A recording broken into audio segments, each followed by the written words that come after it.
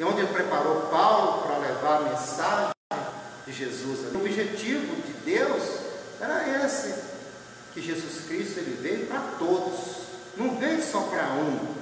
Ele veio para os judeus, mas os judeus não aceitaram. Ele falou, se vocês não aceitam, eu vou escolher aqueles que vão aceitar. Eles que conheceram, não quiseram. E nós, pela pregação da palavra do Evangelho, hoje nós somos unidos em Cristo Jesus. Pela pregação do Evangelho de Cristo. E aonde Jesus Cristo, ele está com uma pedra angular, que está sendo construído pela ação do Espírito Santo. Então Jesus Cristo, ele veio, morreu na cruz, foi ao céu, mas como ele prometeu em Atos dos Apóstolos que ele enviaria seu Espírito, ele enviou o Espírito Santo para a igreja. E hoje nós estamos numa igreja formada, sendo Jesus Cristo o cabeça, aonde ele está no comando. Nós somos o corpo de Cristo, ele é o cabeça, aonde ele escolhe cada um para fazer a obra, de acordo com a vontade dele, para que a igreja seja edificada, para a igreja cresça, e através de nós possamos levar essa mensagem para todos os lugares, através da nossa boca, do nosso comportamento, do nosso modelo de ser, que é uma vida de cristão. Por isso hoje nós não podemos mais andar como o mundo anda, mas nós possamos fazer a diferença, para que eles possam ver em nós essa diferença, que o Espírito Santo de Cristo habita em nós, e que nós possamos ser o exemplo deste mundo, para que nós possamos fazer a diferença, nós possamos ser o sal e a luz desse mundo, porque o sal é onde dá o tempero, e a luz é onde ilumina.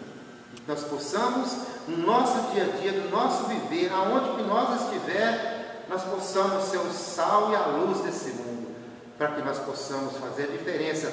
E aqueles que não estão, através do nosso testemunho, eles podem vir para Cristo Jesus, aonde que Cristo, ele quer todos.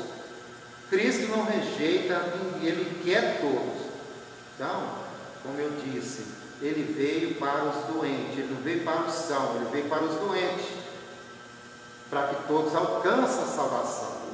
Por isso, o objetivo de Paulo em Éfeso era esse, levar a mensagem de Cristo para que eles pudessem ser salvos, para que eles pudessem entender a mensagem que Cristo veio, morreu na cruz, derramou seu sangue para a nossa salvação. Foi essa mensagem que nós recebemos e hoje nós cremos e estamos aqui, servindo um Deus único e vivo. Aquele povo adorava aquela deusa Diana, eles estavam doentes, vivendo na escuridão e vivendo num abismo, mas a palavra de Deus fala que Paulo ganhou muitos para Jesus.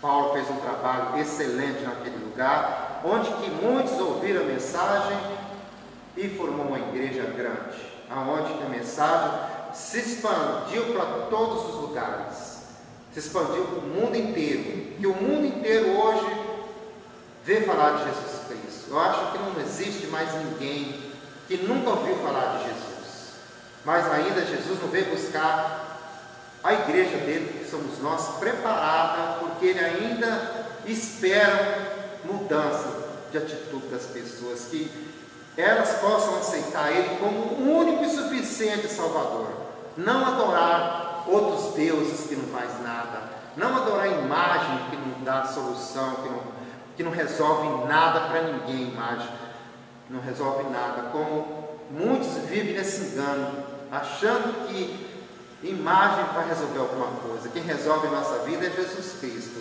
esse que reina para sempre, esse que veio, morreu, ressuscitou, que salvou, que fez muitas curas e milagres, que ainda faz hoje. É o mesmo Cristo que foi pregado nessa igreja, inclusive a igreja de Éfeso.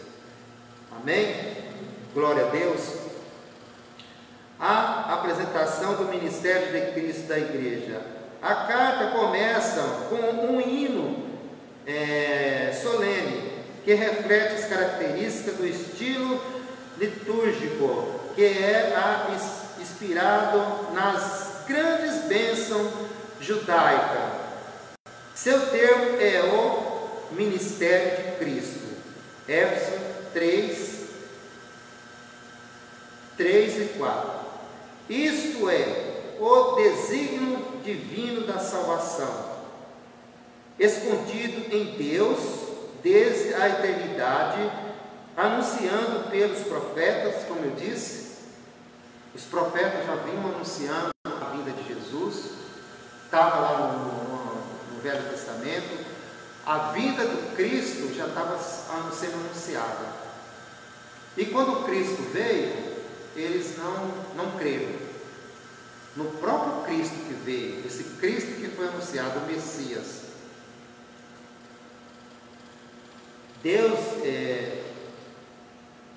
Isto é o desígnio divino da salvação, escondido em Deus desde a eternidade, anunciado pelos profetas e plenamente realizado em Jesus Cristo. A iniciativa deste desígnio pertence ao Pai. Foi Ele quem nos escolheu e nos predestinou para sermos seus filhos adotivos, mas quem cumpre a ação salvadora do Pai é seu Filho amado.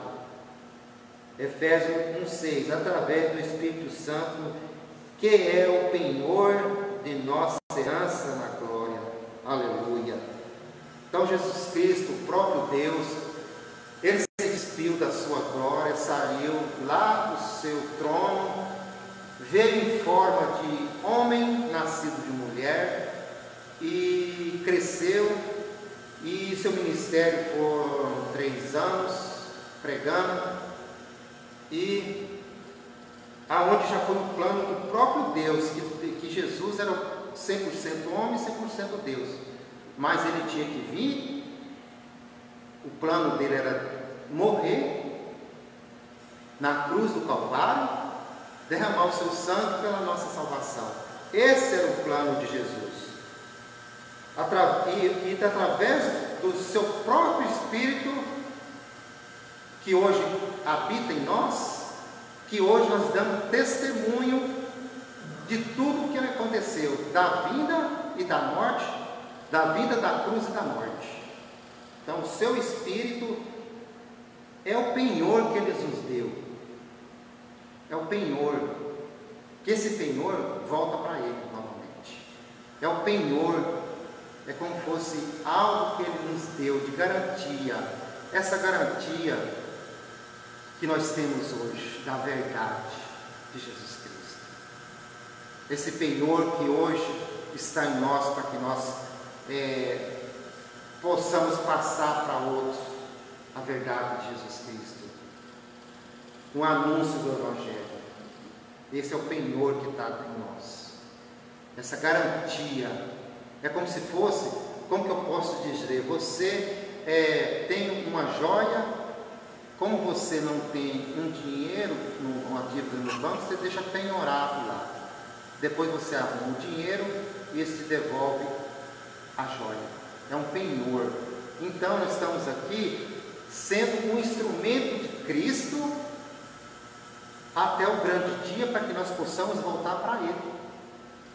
Então nós somos o penhor de Jesus, de Deus, do próprio Deus, que hoje, através do seu Espírito Santo que habita em nós, que um dia, esse dia vai chegar, todo mundo vai morrer, todo dia, nós sabemos que esse dia vai chegar na minha, na tua vida, vai chegar esse dia, mas só que morrer a carne, mas o Espírito Santo que vive em nós, volta para o Pai. Esse é o penhor, que Ele vai ter de volta. Esse penhor que está aqui, em cada um de vocês, vai voltar para o próprio Deus. Aonde nós vamos estar com Ele ali, ó. Ele é o dono desse penhor, que está aqui, que nós vamos voltar para Ele. Vocês acreditam nisso? Aleluia. Amém? Amém? O penhor de nossa herança na glória. Um dia nós vamos estar na glória com Jesus Cristo, viu? Um dia nós vamos estar com Ele. Vamos estar lá, alegres, felizes, sem ter mais dor, sem ter mais preocupação. Por isso, se você passa por situação mais difícil hoje na tua vida, é só um tempo que temos que passar, porque a carne é pecaminosa. A carne já tem a tendência de sofrer, de pecar, de ser judiada. Mas Deus não está interessado na minha nem na tua carne. Ele está interessado lá dentro de nós, que está o Espírito dele que habita. Esse que ninguém toca. Por isso que nós temos que viver hoje de acordo com a vontade de Deus. Nós temos que viver hoje da maneira que Deus quer, não mais como a nossa vontade, a nossa carne. A nossa carne tem que morrer aqui.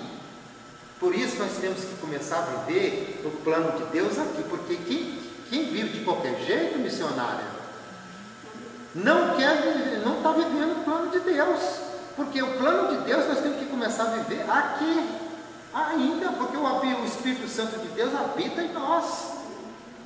Então nós temos que já ter assim uma vida celestial, vamos se dizer aqui. Nós estamos sendo preparados, porque quando nós chegar lá, vai ser bem melhor. Então nós vamos ter só uma porçãozinha aqui da glória de Deus. Por isso nós temos que viver aqui neste mundo, mas já temos o sabor da glória.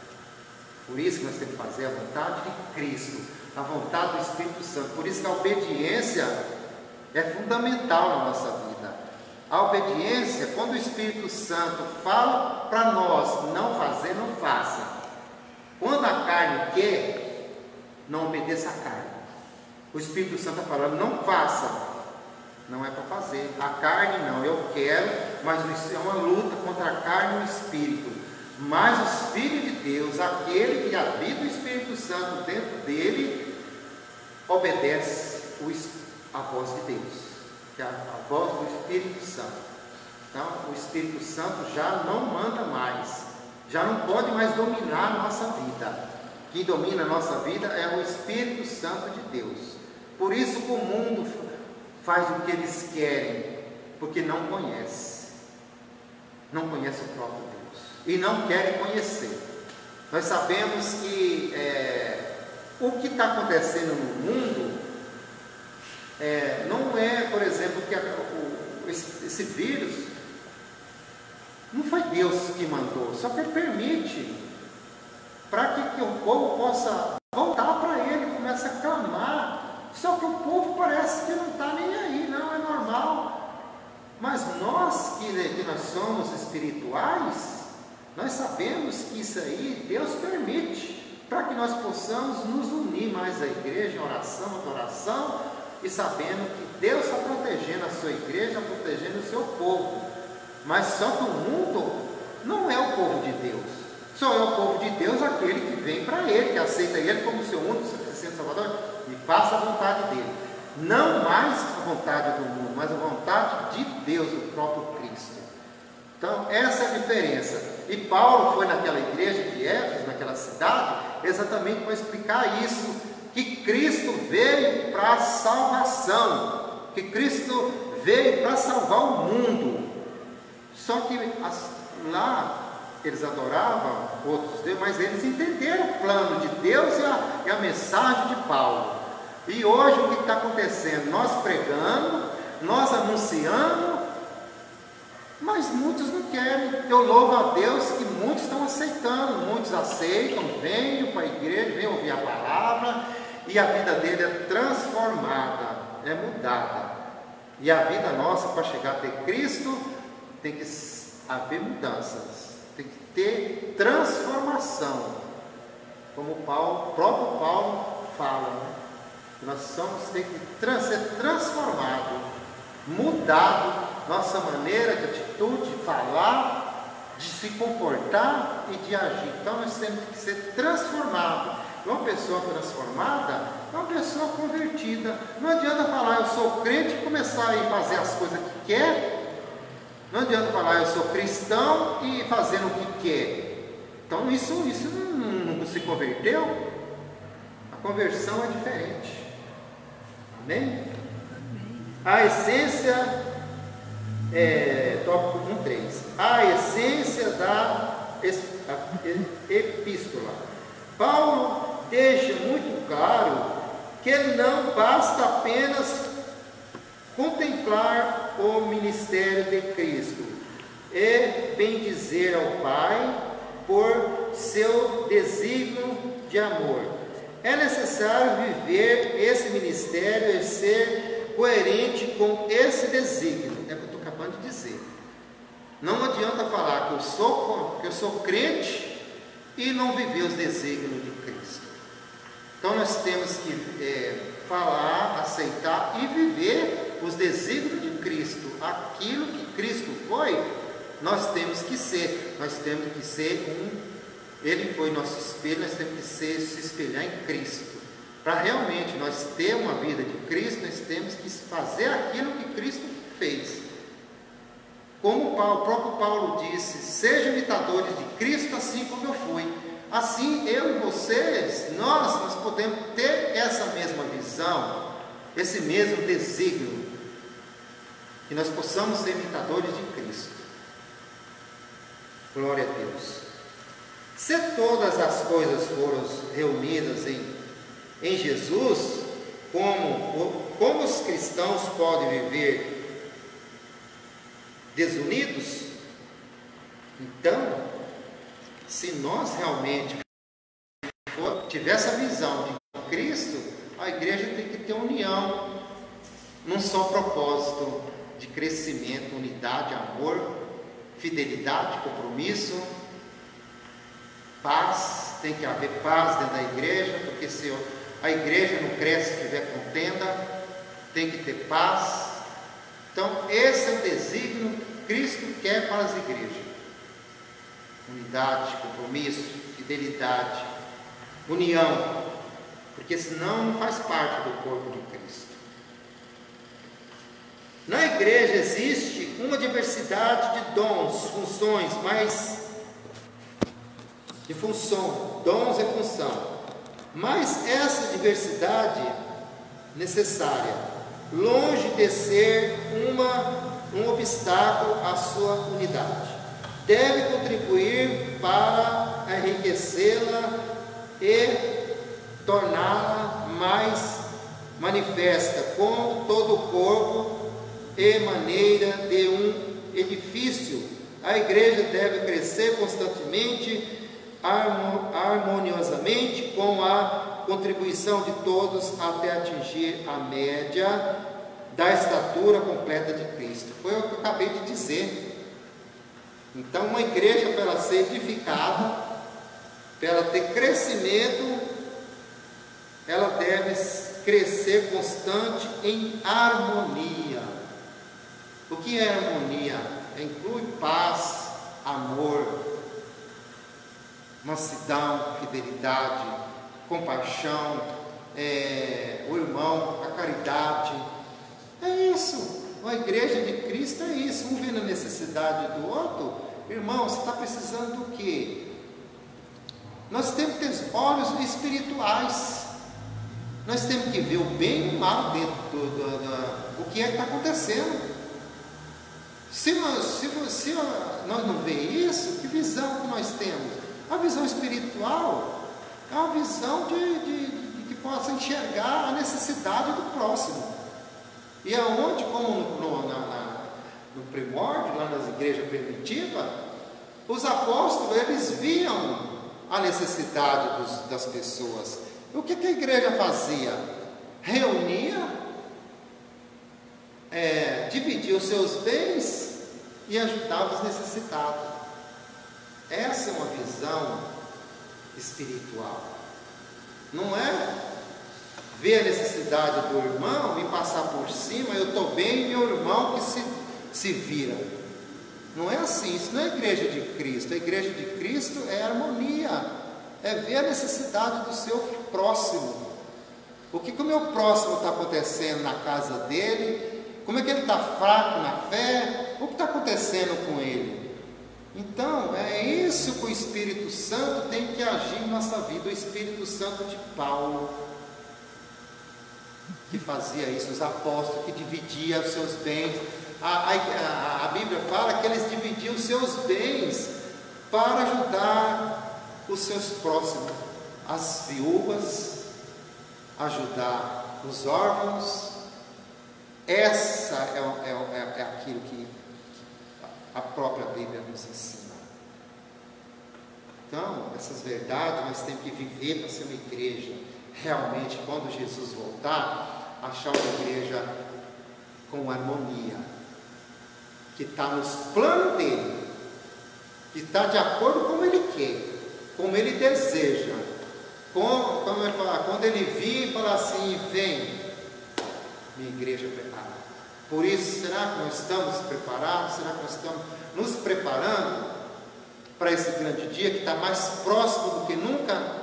Por isso, como eu falo, irmãos, não perca mais tempo. Se vocês tiverem, nós temos a oportunidade de levar essa palavra que Paulo pregou, que foi anunciada, que nós possamos ter essa visão espiritual. Nós temos que ter essa visão. Amém? E aqui a palavra, eu aprendi,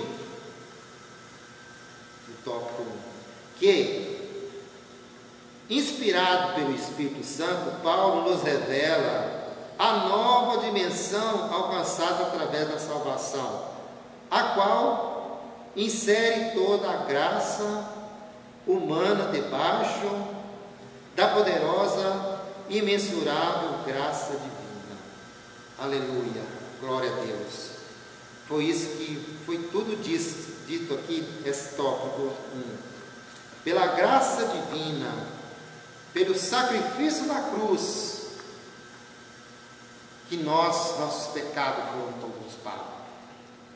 Que antes nós éramos perdidos, nós não tínhamos mais comunhão com Deus, mas o próprio Deus veio, o próprio Deus se entregou a sua vida pela nossa vida, para que nós podemos viver hoje em Cristo Jesus. Mesmo vivendo hoje ainda nessa carne, mas o Espírito Santo em conexão com Deus, em oração. Como nós temos contato com o Senhor? Através da oração. Jesus vivia uma vida de oração.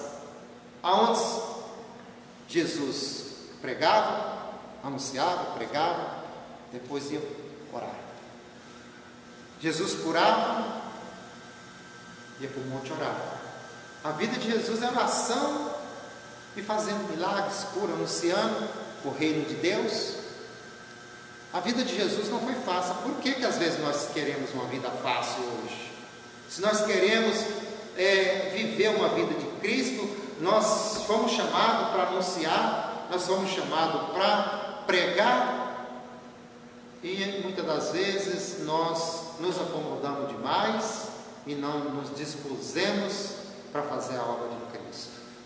Mas Cristo, Ele veio, morreu na cruz, enviou seu Espírito Santo, através dessa graça divina, nós possamos fazer coisas e mais coisas, algo, para que o nome do Senhor seja engrandecido e alma seja ganha para o reino de Deus. Amém? Tópico 2. Os privilégios concedidos por Cristo.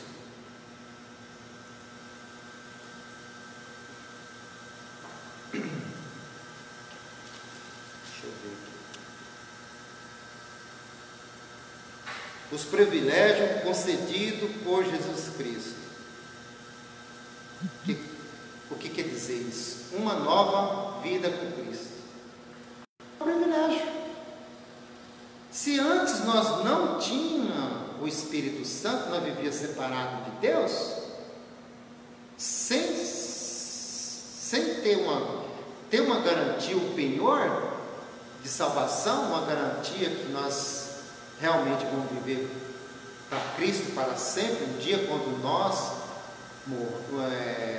mudar, apenas dormir e acordar no Senhor. Então, esse é o privilégio concedido por Jesus Cristo, a nova vida em Cristo Jesus. Paulo sabia reconhecer perfeitamente que Deus era a verdadeira fonte de onde tudo se originava.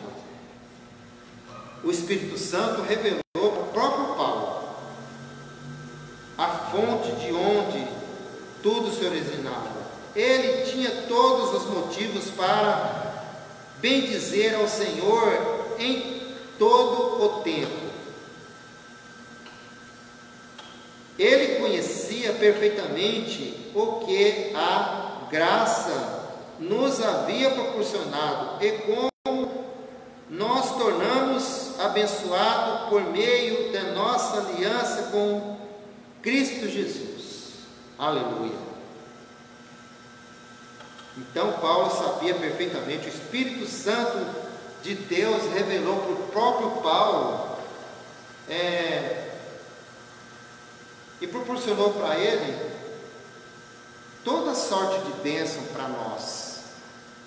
O que é toda sorte de bênção para nós cristãos? O que nós pensamos com toda sorte de bênção para nós? Será que muitos pensam que toda sorte de bênção é chavinha do seu apartamento? É chavinha do seu melhor carro do ano? É a sua conta bancária recheada? Será que o crente tem essa visão? Será que ele teve a transformação, como Paulo teve? Ele teve a sua mente transformada por Cristo, pelo Espírito Santo, ou ele ainda está vivendo na carne? Qual que é o pensamento dos cristãos? É esse? Que toda sorte de bênção é os bens materiais que ele quer, que ele precisa se dar bem todo dia para ele ser abençoado, como os religiosos do passado tiveram? Aqueles escribas, os sacerdotes do passado, para eles que a riqueza eles eram abençoados? Será que os dizem que cristãos estão pensando dessa forma? Não é assim que o cristão pensa, não é assim que o cristão deve pensar, na verdade. Essas bênçãos que o Paulo está nos dizendo aqui, que essa leitura está nos dizendo, é a nova aliança com Deus, essa nova aliança que nós temos com Ele, essa garantia, o penhor, a melhor bênção que nós temos, irmã Antônia missionária, é a nossa salvação. Não existe outra bênção melhor do que essa, presbítero Zé Lopes. Não existe outra bênção melhor do que essa, missionária, do que esse penhor, essa garantia, essa aliança, a salvação. Não existe riqueza melhor do que essa, gente. Não existe riqueza melhor do que essa que nós estamos vivendo, na esperança. Não importa se está faltando dinheiro na nossa conta, não importa se hoje nós comemos um arroz, feijão, um ovo frito, uma abobrinha.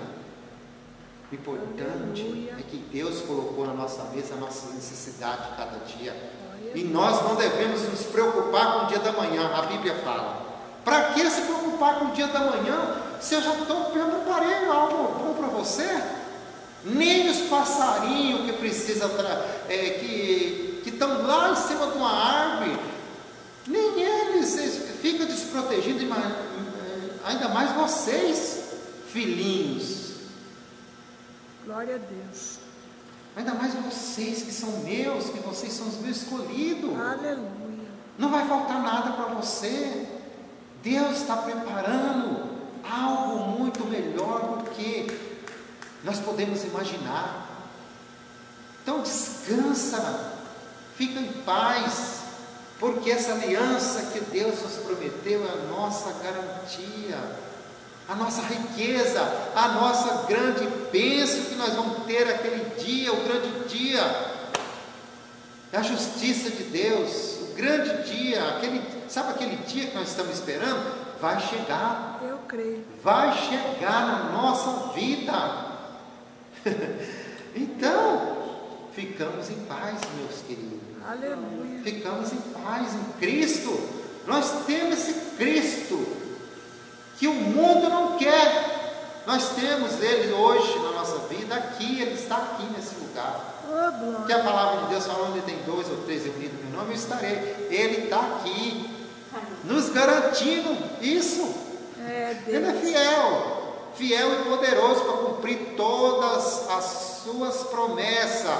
E Ele prometeu que Ele viria buscar uma igreja separada, que Ele separou, e eu e você somos separados para Ele. E essa é a maior bênção, a melhor riqueza que nós temos. Aleluia. Por isso nós possamos ficar em paz, sossegado, porque o Senhor é esse Deus, por meio de nossa aliança em Cristo Jesus. Glória Nós somos aliançados em Cristo. Olha que maravilha! Já pensou? Missionária, nós temos aliança com o mestre dos mestres. Nós temos aliança com Jesus, meu Deus. Que maravilha, nós temos aliança. Papai. Nós temos aliança com aquele lá em cima, que Ele está olhando para nós nessa noite, nesse lugar. Nós estamos aqui nos preparando para aquele dia. Se Ele vir agora, nós vamos com Ele, em nome de Jesus. Aleluia. Porque nós somos unidos com Cristo, nós somos a noiva de Cristo, nós estamos aliançados, que Jesus Cristo está voltando e vem buscar a noiva, e nós somos a noiva de Cristo. Nós estamos com a nossa lamparina acesa, Deus. porque o mundo está aí com essas lamparinas, faltando óleo, azeite, com a lamparina apagada, mas nós estamos com a nossa lamparina cheia de óleo. Nós não estamos despercebidos, nós estamos atentos, porque Jesus Cristo está voltando. Nós não estamos despercebidos, por isso nós estamos fazendo o que o Espírito Santo concede, que o Espírito Santo nos ajuda a viver uma aliança, uma união em Cristo Jesus. Aleluia. Tópico 2:1 diz assim: graça e paz. Aleluia. Graça e paz era uma saudação uma saudação muito comum na igreja primitiva. Graça e paz era uma saudação muito comum na igreja primitiva. Éfeso 1:2, Efésio 1:2, 2 Pedro 1:2. Na tradição judaica usava somente a palavra. A tradição judaica usava somente a palavra hebraica shalom, traduzido como paz. Shalom. Paz, shalom, traduzida como paz. Mas Paulo, divinamente inspirado, dá um sentido muito mais especial a essa saudação, quando lhe acrescenta em termo grego, charis, que pode ser traduzido como graça ou encanto. A palavra graça possui 2 conceitos importantes.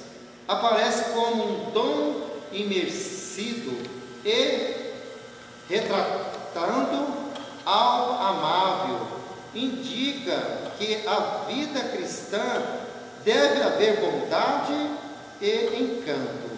Olha só, a vida cristã deve haver bondade e encanto. O shalom, paz, significa tudo o que se relaciona com o bem supremo do homem. Paz, do grego eirene, indica a tranquilidade e bênção que desfrutamos todos que estão em Cristo. Por isso nós dizemos paz. Dar paz quem tem paz. Paz, eu tenho paz. Você tem paz? Dá paz para mim. Agora, se dá paz para a pessoa, ela não responder, porque ela está sem paz. Só dá paz quem tem paz. Verdade. Por isso nós usamos essa expressão, paz, graça e paz. Temos a graça de Jesus Cristo, essa graça maravilhosa, que Ele pagou na cruz, porque nós não merecíamos salvação, mas pela graça da redenção, essa graça maravilhosa, aonde que nós acrescentamos a paz. Essa paz que está em Cristo, que está em nós também. Por isso que essa aliança nós temos com Jesus, porque o crente tem que ter paz. Vai ter tribulação, mas também a paz. A paz, nós temos que ter paz na nossa vida. Portanto, graça e paz são duas expressões de enorme significado para a fé cristã. Então, essa palavra, graça e paz, são duas expressões de enorme significado para a fé cristã. Então, nós que temos fé em Cristo Jesus, nós temos que ter essas palavras em nossas bocas, em nossos lábios. Graça e paz. O paz do Senhor Jesus. Graça e paz. Isso é o que está em harmonia. Está em harmonia com o Espírito Santo, que liga nós com Cristo, a união com o Pai, através do Espírito Santo que habita em nós. Esse mesmo Espírito que um dia vai estar com Cristo. Amém? Amém. Tópico 2. A fonte de onde tudo se origina. A fonte de onde tudo se origina. Dirigindo-se ao povo de Éfeso, Paulo faz duas importantes colocações acerca de si mesmo, de seu apostolado. Ele não usa de vanglória quando afirma que se tornou apóstolo pela vontade de Deus. Paulo nunca ele nunca se vangloriou. Eu sou tal, eu sou poderoso, eu sou o grande apóstolo. Ele não se expressava dessas maneiras, que a gente vê muitos querendo ser. Paulo apenas, as pessoas viam nele um homem de Deus, pregando o Evangelho, sendo exemplo para todos, anunciando Jesus Cristo como o único e suficiente Salvador da nossa vida, o Jesus Cristo que veio, que subiu na cruz por conta própria, se entregou a sua vida, pregado na cruz, derramou todo o seu sangue e foi ao céu, enviou seu Espírito Santo. Paulo apenas era um homem que anunciava, mas só que ele não ficava se gloriando aí por causa disso, não. E assim nós temos que ser apenas um vaso de Deus, de Jesus, sem achar que é melhor do que o outro, porque hoje em dia as pessoas, eu sou melhor do que o outro, eu sou não sei o que, eu prego mais, eu preguei mais do que aquele, eu faço melhor. O que é isso? Não existe isso aí não está na conversão, não. Uma pessoa dessa não está convertida, tem que se converter. Para com isso. Você vai ficar se gloriando aí? Nós temos que ser humilde, simples, porque o Evangelho de Cristo é um Evangelho simples. Agora muitos querem se complicar para se achar. Eu sou melhor, eu me pronuncio, tem palavras lindas, eu sou melhor do que aquele lá, mas só com o Espírito Santo de Deus Age em